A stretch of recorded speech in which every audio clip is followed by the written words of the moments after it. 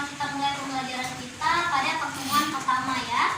Nah, sebelum memulai pembelajaran, bisa dicek dulu apakah ada sampah di samping kalian? Tidak ada. Baik, alhamdulillah. Kabar kalian bagaimana? Sehat kan? Alhamdulillah.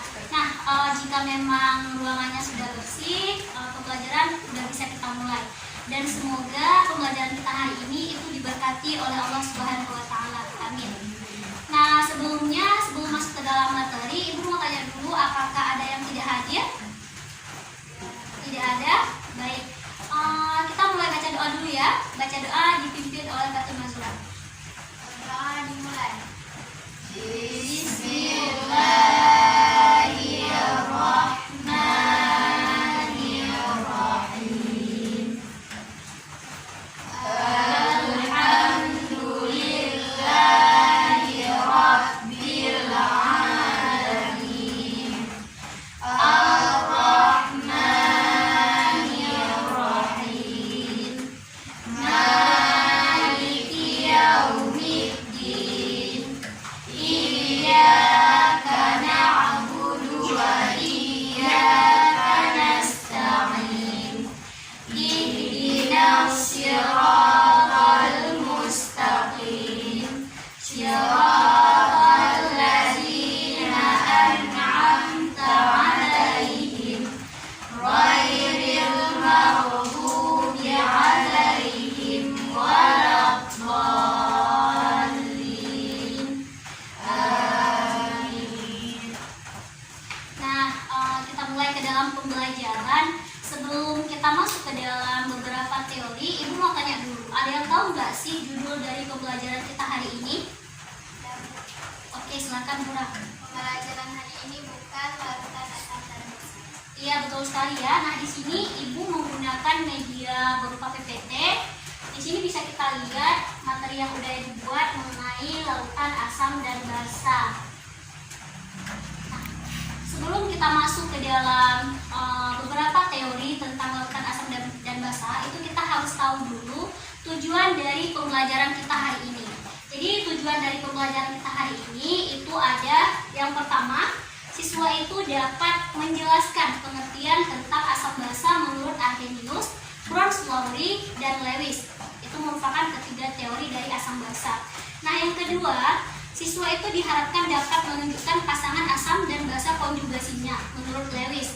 Yang ketiga, siswa itu dapat mengidentifikasi sifat lautan asam dan basa dengan menggunakan berbagai indikator.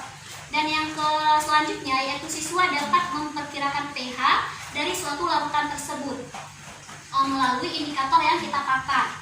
Nah, tujuannya ini kita terapkan dalam proses pembelajarannya ya. Nah, pertama, di sini Ibu ada membawa suatu zat, bisa kita katakan suatu zat.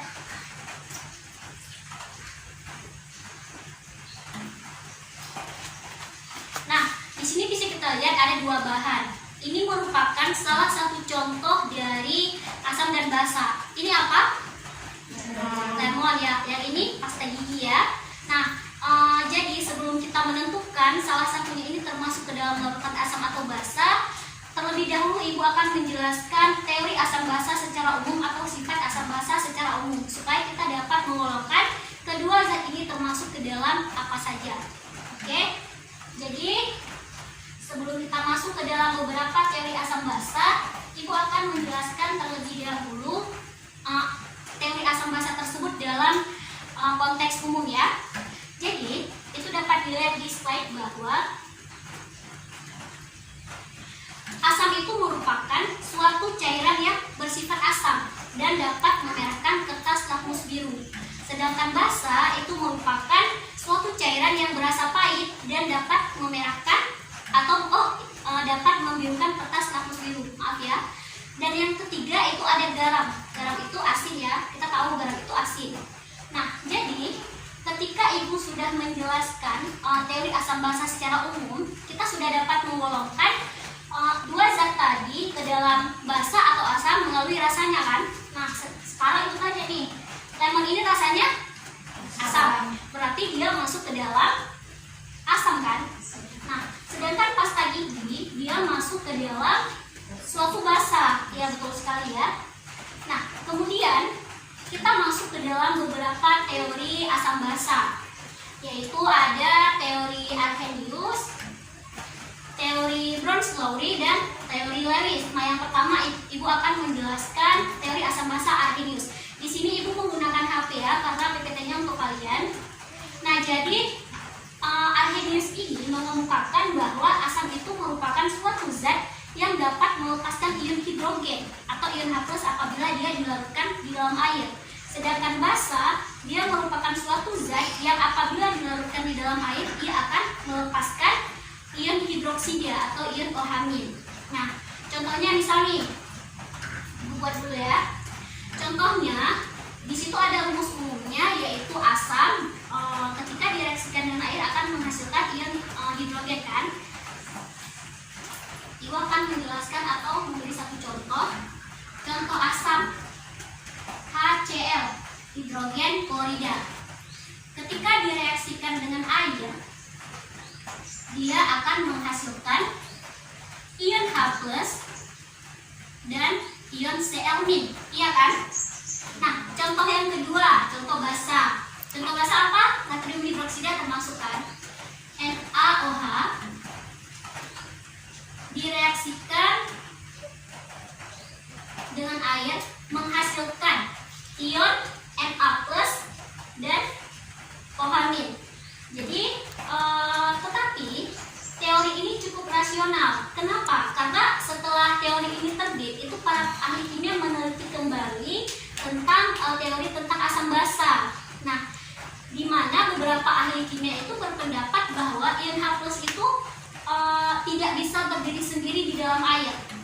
Nah, jadi makanya ion H+ itu terikat dengan suatu molekul air sehingga dia menjadi suatu molekul yaitu H3O+, bukan H+. Tetapi nama lainnya itu bisa dibilang ion H+, karena kebanyakan orang ketika mereaksikan HCl dengan H2O itu pasti menghasilkan ion H+.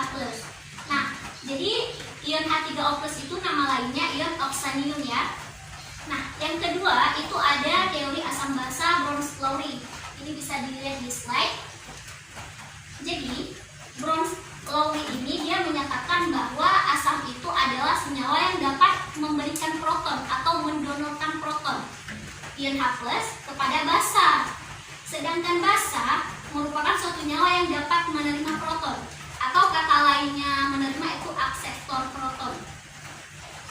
Contohnya misal, ini bisa dilihat di slide contohnya. Contohnya, ketika suatu asam itu direaksikan dengan air akan menghasilkan nanti ada yang namanya asam konjugasi dan basa konjugasi. Misal, contohnya asam asetat CH3COOH, ini bisa dilihat di slide ya. CH3COOH itu direaksikan dengan air, dia akan menghasilkan CH3COO dan H3O+. Kenapa hasil reaksinya itu CH3COO? Jadi gini, tadi kan konsepnya asam dari Bronsted-Lowry itu konsepnya dia yang memberikan proton kan. Nah, berarti CH3COOH ini atau asam ini dia memberikan proton kepada basa. Basa di sini H2O, dia berperan sebagai basa karena dia menerima proton.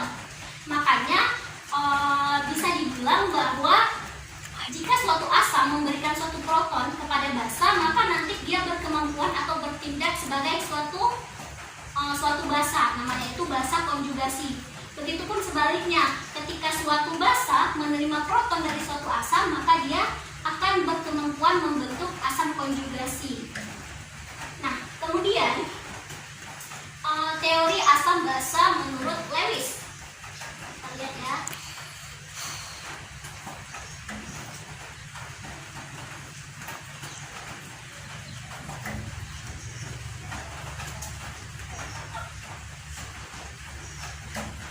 Bisa dilihat di slide bahwa menurut Lewis itu asam itu merupakan senyawa yang dapat menerima pasangan elektron.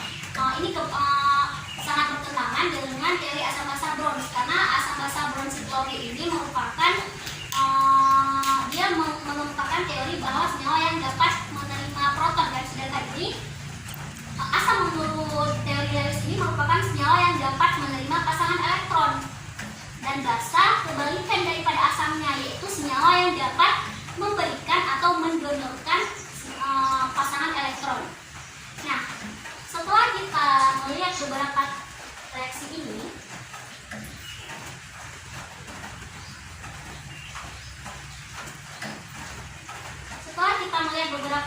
ini, kemudian kita akan membahas tentang indikator asam basa dan pH. Nah, jadi kan untuk membuktikan suatu senyawa atau suatu zat tersebut termasuk ke dalam asam ataupun basa, itu kita perlu menggunakan indikator untuk mengetahui pH-nya atau tingkat pH dari suatu zat tersebut.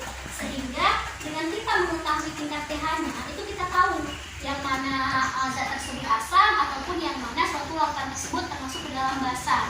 Nah, jadi bisa dilihat di slide bahwa yang pertama ada harga pH.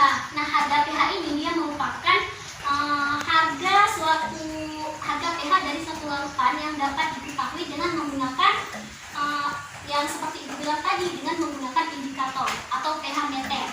Nah, pH meter ini itu merupakan suatu rangkaian elektronik yang digunakan untuk mengetahui pH suatu lautan. Nah, di sini juga ada indikator. Indikator itu merupakan alat uji juga, yaitu alat uji untuk menentukan lautan tersebut asam atau basa. Nah, jadi indikator itu terbagi menjadi dua, anak-anak. Yang pertama ada indikator buatan, contohnya seperti kertas lakmus merah, lakmus biru, dan indikator universal. Dan yang kedua itu ada indikator alami, yaitu ekstrak kunyit, contohnya kol ungu dan bunga kembang sepatu. Nah, jadi di sini Ibu ada membawa beberapa contoh indikator, yaitu berupa kunyit dan bunga kembang sepatu. Nah, ini merupakan salah satu contoh indikator alami ya.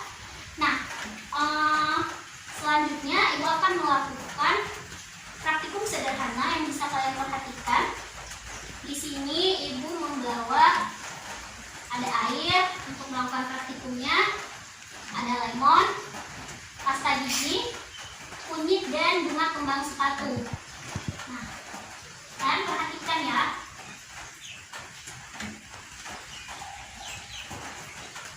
Ini sedikit saja.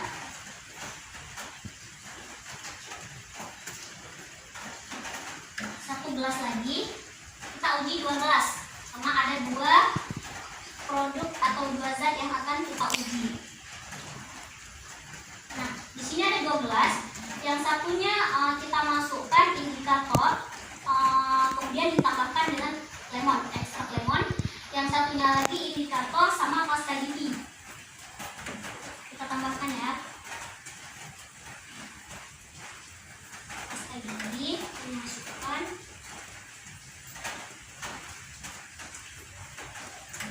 Ini nanti diaduk, kemudian ditambahkan sama indikator. Kita gunakan bunga kembang sepatu aja ya.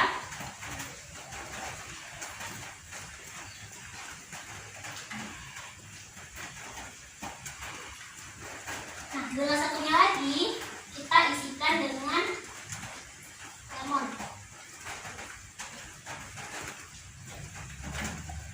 Rasa air lemon, kemudian kita masukkan bunga kembang sepatu juga. Nah, kita lihat dari reaksi kedua gelas ini. Nah, jadi menggunakan indikator tersebut kita dapat menentukan yang mana lautan asam dan yang mana lautan basa. Jadi dari hasil praktikum yang Ibu lakukan dengan sederhana itu bisa kita golongkan bahwa seperti yang kita bilang tadi, pasta gigi itu dapat dibuktikan dengan menggunakan indikator dia merupakan suatu basa. Sedangkan lemon merupakan suatu asam. Iya, betul sekali. Nah, selanjutnya kita sudah melakukan demonstrasi, Ibu sudah melakukan praktikum, kemudian Ibu akan membagikan kalian kelompok ya. Jadi ada 6 orang, 2 kelompok. Ini udah pas berarti ya. Nah, jadi bisa dilihat di LKPD kalian. Ya.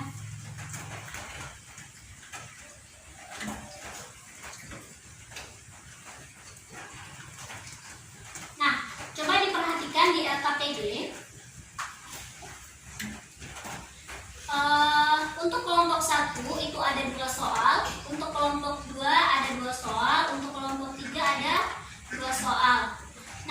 Jadi kalian diminta untuk mengerjakan, untuk melakukan diskusi. Nanti ketika hasil diskusinya sudah ada, sudah siap, nanti kalian presentasikan ya. Silakan diskusi, 10 menit Ibu berikan waktunya.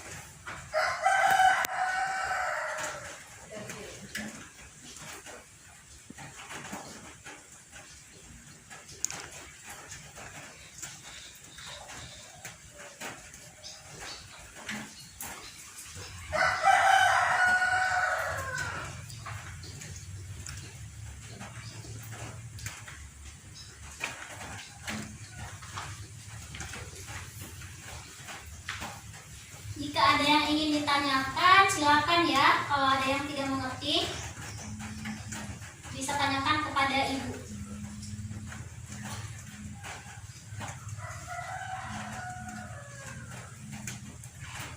Apa ada yang kesulitan dalam mengerjakan soalnya?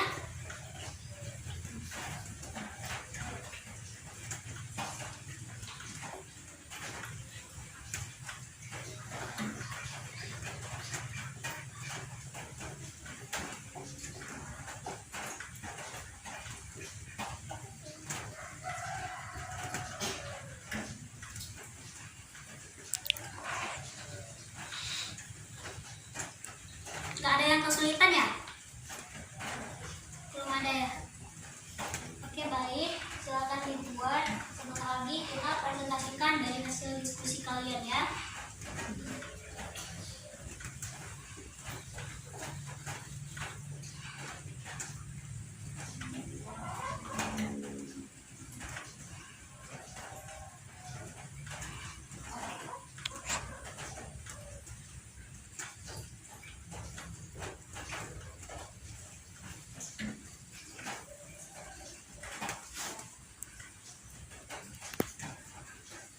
Nah, anak-anak, jadi waktunya sudah 10 menit, waktunya sudah habis. Apakah sudah siap semuanya? Sudah, baiklah. Berarti kalau sudah siap, Ibu minta setiap kelompok itu presentasi atau memaparkan dari hasil diskusi kalian ya.